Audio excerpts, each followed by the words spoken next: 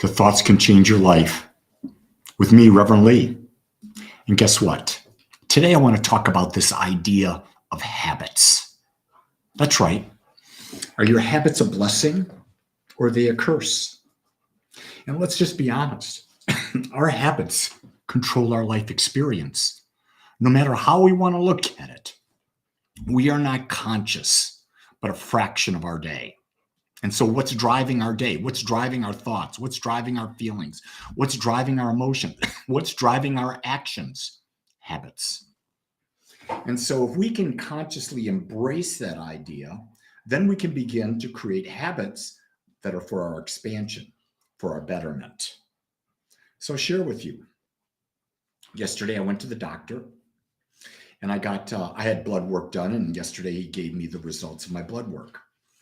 And he said to me, "You're dehydrated."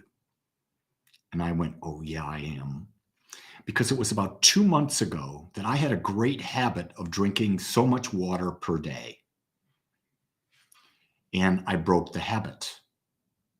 And so I went 2 months, maybe drinking a couple glasses of water a day instead of drinking about 90 ounces of water a day. And it showed up. So we may have a good habit and then we break it. And then the universe gives us a reminder that, hey, that habit was serving you. And this can go into just about anything.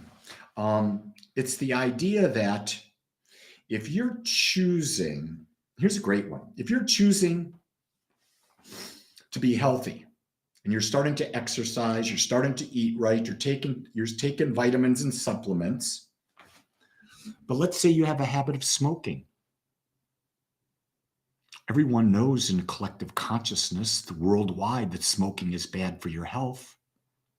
You have that habit, which is not serving you, and it's sending a message to your subconscious mind that you're not healthy because you understand the benefits or the drawbacks, the effects of smoking.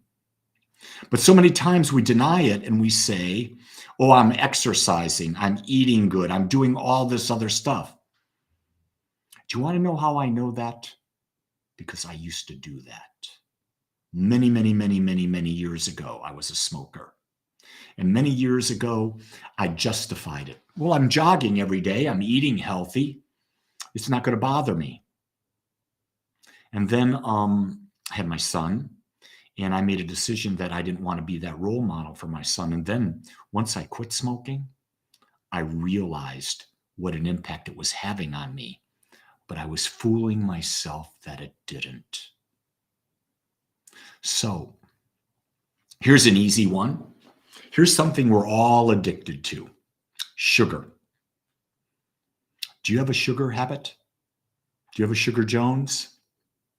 As I examined my life yesterday after about the water thing, I realized that I have this container of chocolate covered raisins in the garage refrigerator. They're from Costco, so they're really good. And I was realizing that every day I would take 3 or 4 handfuls and eat them. So when I started to drink water yesterday, I made a commitment that I was not going to eat those chocolate covered raisins. I woke up this morning and I was craving them like you can't imagine. I didn't realize it. I built up a Sugar Jones. You see, maybe we become aware of one thing in our lives and it opens us up to another. Yeah. Here's the key thing. No Sugar Jones here, Corey says. I'm going to tell you something. I'm happy for you, but I'm going to bet you money you got a Jones somewhere else, because we all do. We all have habits that are not serving us. And it could be simply thinking a habit that I'm not worthy enough for this. I'm not worthy enough for that. Because here's a key thing. If you don't have that and you want it, there's a self-worth issue involved, because the second you feel worthy, you'll have it.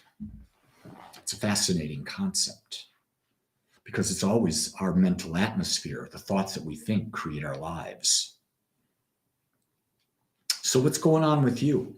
What habits do you have that are not serving you? You want to talk about them? You want to explore how do we change them?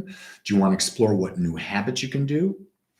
One of the things that I have found is that when I have a habit that's not serving me, I try to find something that's its counterpart, its opposite.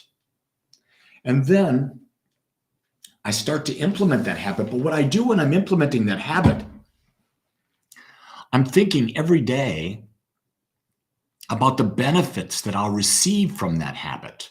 And you see, the more benefits we line up to what we desire, it keeps us on target. So Zach says, I need to get away from vaping. So I asked the question for you, Zach, today to write down 20 reasons how vaping is hurting you. And then later I ask you to write down 20 reasons, benefits of not vaping. You notice I'm trying to get you to see what it is that doesn't serve you, and it's got to be your answers. And then I'm asking the question, if you don't do that, what could you do that would serve you? Here's the next question, Zach. What habit could you put in its place that would be better for you? I don't know what that habit is, but I know when I smoked, it was a habit. It was a nervous habit. It was something, it was an oral fixation that I had. I picked up running. I don't know why I picked up running, but that worked for me. And then the biggest benefit for me was I did not want my sons to see their father smoking. I did not want to be that image in my father's life or my son's lives. Because my father smoked. My father drank like a fish. He was an alcoholic. And I vowed that when I became a parent, I would not show those type of examples to my children. And that was a very big reason for me. And that really stopped me from drinking, stopped me from going to bars, stopped me from smoking. So I'm blessed. Wendy said, my goal was to slow down on smoking weed, then decided to take a yoga certification class. So I subconsciously gave myself something that would force me to slow down. Way to go, girl. Way to go, girl. I'm not against weed. I'm just against a habit. Because the habit says we have an addiction and that we're not in control. The vice, I'll call it a vice, whether it's smoking weed, vaping, eating sugar, whatever, flour, whatever it is. Got to ask the question, is this the best thing for me to have a greater experience of life? And if not, I'm doing it for a reason. There's something in me that's not being met that I need to really take a look at and figure out, okay, why am I looking to the outside for my fix? Why am I looking to weed? Why am I looking for vaping? Why am I looking to the outside instead of what can I do inside? How can I think differently? And in thinking differently, I can find myself in a position where I no longer need to do these things. You see, I don't believe anything is right or wrong, but I believe that everything we do has consequences. And it's not because we're good or bad. It's just if you smoke, the consequence is your percentage of having X or Y goes up. That's simply that. You eat sugar. What happens there? The percentage goes up that you could have X or Y or Z happen to you. I don't know about you. I got off on the health side of it today because obviously I had my blood work done yesterday. So that was the impetus for me talking to you. But this is true in any aspect of life. When you believe you are worthy of love, no matter what you've done or not done, you will begin to choose habits that serve you. Think about it today. See what one habit is not. not serving you. McBride says, joining the Daily Thoughts daily. She developed that